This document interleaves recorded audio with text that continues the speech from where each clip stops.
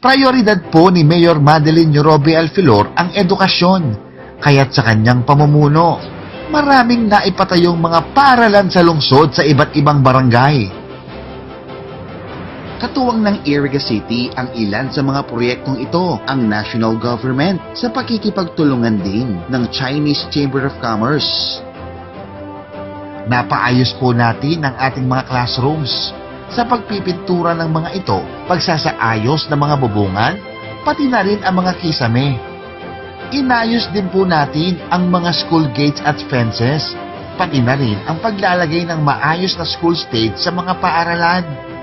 Upang masiguro na may sapat na tubig sa ating mga paaralan, nagpagawa rin ang lungsod ng Iriga ng rainwater collection system sa iba't ibang paaralan sa lungsod.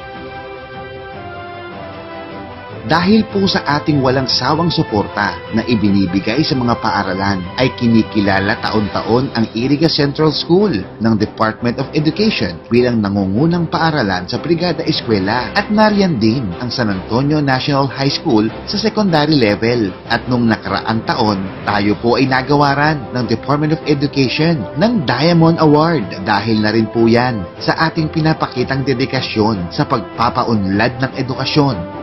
Ginagawa na po ng Team Iriga, Team Madel ang ipinapangako ng iba. Hindi na kailangan ng pagbabago. Ang tunay na kailangan nating mga Irigenyos ay pagpapatuloy ng ating magandang nasimulan para mas mapaunlad pa ang ating lungsod. Mayor Madeline Yorobe Alfilor. Multi-awarded na. World class pa ang public service. Hashtag si Madel ang mayor ko.